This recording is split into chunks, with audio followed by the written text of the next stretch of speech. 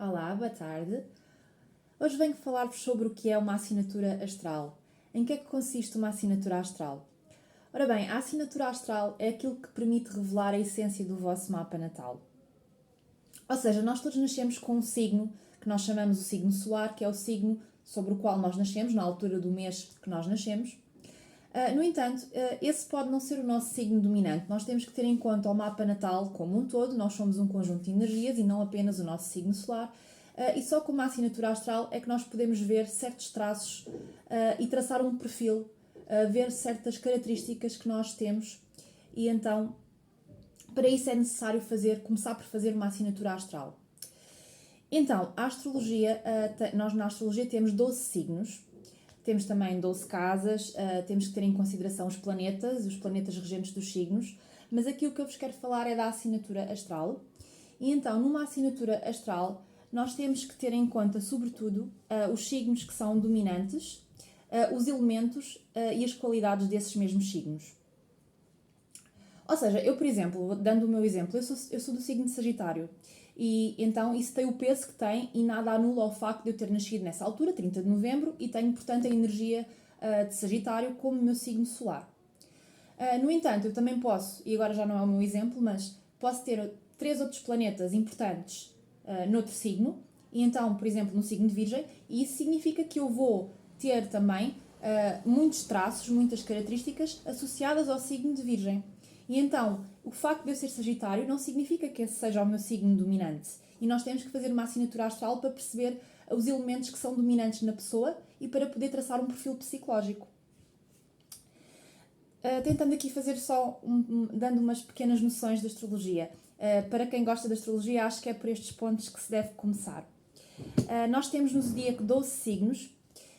E esses mesmos 12 signos, que todos nós temos um bocadinho dos 12 signos no nosso mapa natal, mesmo que não tenhamos planetas nesses mesmos signos. Então, esses 12 signos, como eu estava a dizer, eles estão agrupados em 4 elementos: fogo, ar, terra e água. E depois existem também características, já vou falar mais à frente, que têm a ver com as modalidades. Os 4 elementos, portanto, vamos começar, por exemplo, pelo signo de fogo. Signos de fogo. O signo de fogo é Sagitário, Carneiro, Leão. Ou pela ordem correta, Carneiro, Leão, Sagitário, pela ordem do zodíaco. Então, estes signos, o que eles têm em comum é partilharem o mesmo elemento de fogo. A que é que nós associamos o fogo na astrologia? O fogo tem associação à expansão, à criatividade, ao otimismo. Os signos de fogo têm impulso para agir, são signos impetuosos, são ligados à ação, ao nosso lado mais yang.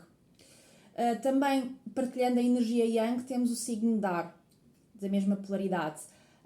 Os signos de ar são, isto também novamente pela ordem do zodíaco, Gêmeos, Balança e Aquário.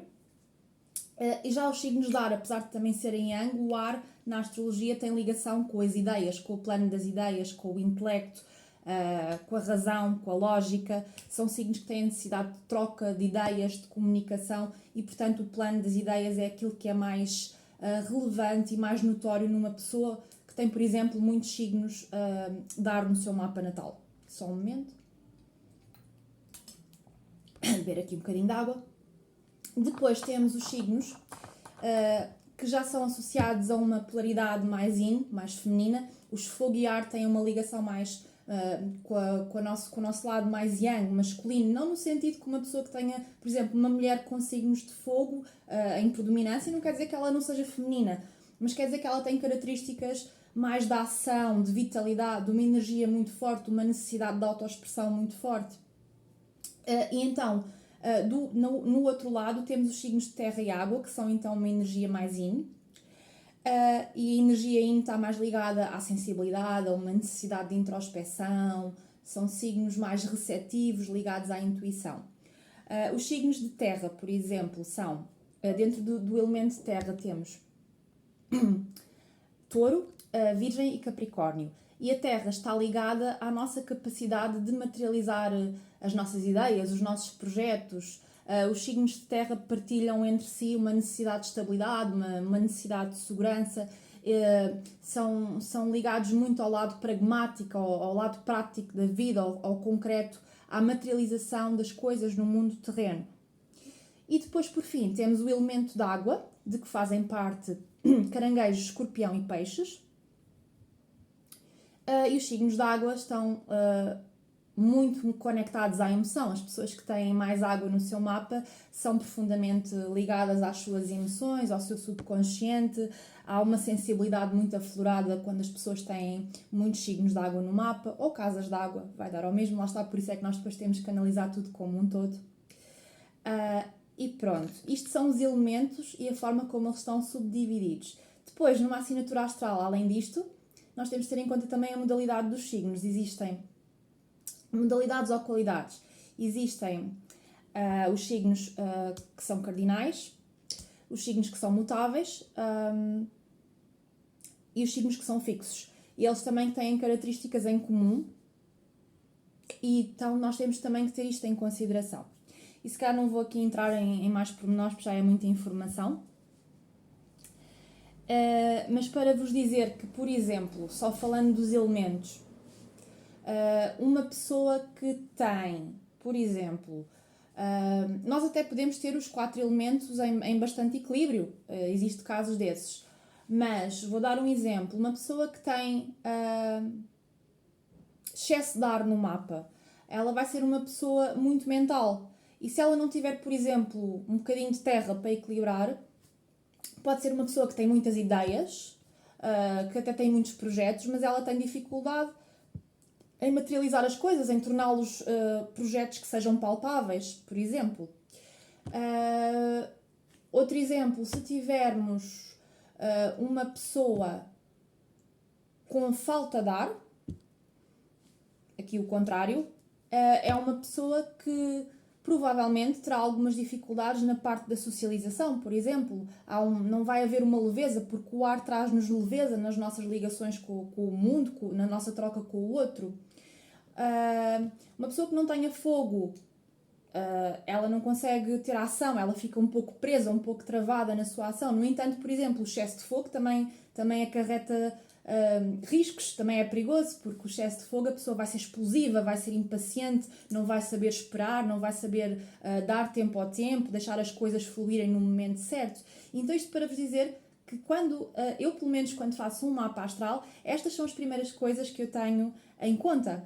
A assinatura astral da pessoa, qual é ou quais são os signos dominantes, porque pode haver um empate, o elemento, a qualidade. E depois, claro, há outras coisas, a forma como isto tudo interage, a forma como as coisas interagem todas umas com as outras, qual é que é o diálogo que todos estes elementos fazem entre si. Mas isto para vos explicar que a astrologia não é só signos, tem muitas coisas que temos que analisar e temos sempre que analisar como um todo.